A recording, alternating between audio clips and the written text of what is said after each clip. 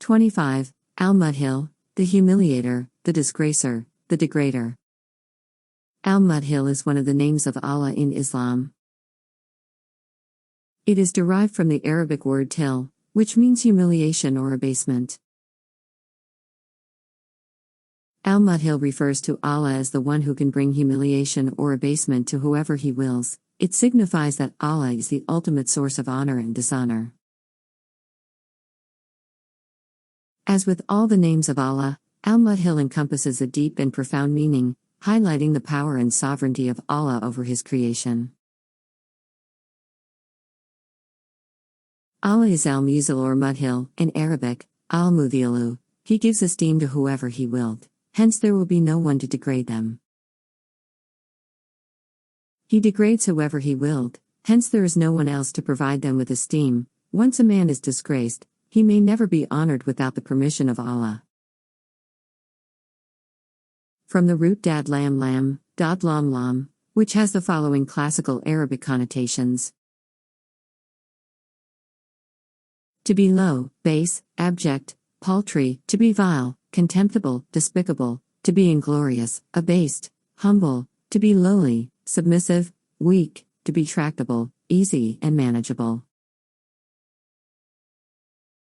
The following two names in the series, i.e., Al-Moiz and Al-Mudhill, are closely related to the previous names. The emphasis of these attributes is on giving dominion or sovereignty to the people and or taking it away. True dominion consists in deliverance, meaning set free, from the shame of need, the dominance of passion, and the disgrace of ignorance. Say, O Allah, owner of sovereignty, you give sovereignty to whom you will and you take sovereignty away from whom you will. You honor whom you will and you humble whom you will. In your hand is all good. Indeed, you are over all things competent. Quran 3:26. So Allah made them taste disgrace in worldly life, but the punishment of the hereafter is greater, if they only knew. Quran 39:26. As we mentioned in the name Al-Qafid, Allah subhanahu wa ta'ala humbles who He chooses. In the names leading up to this one, we've briefly covered the stories of Abu Lahab, Iblis, and Fir'aun and how they were debased. The next verse reminds us that on the day of judgment the hypocrites will also be among those who are humbled. The hypocrites will call to the believers, "Were we not with you?" They will say, "Yes, but you afflicted yourselves and awaited misfortune for us." And doubted and wishful thinking deluded you until there came the command of Allah. And the deceiver deceived you concerning Allah. So today no ransom will be taken from you or from those who disbelieved. Your refuge is the fire. It is most worthy of you, and wretched is the destination. Quran 57:14-15.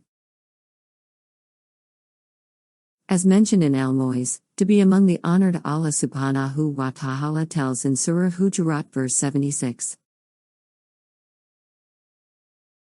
O mankind, indeed we have created you from male and female and made you peoples and tribes that you may know one another. Indeed, the most noble of you in the sight of Allah is the most righteous of you. Indeed, Allah is knowing and acquainted.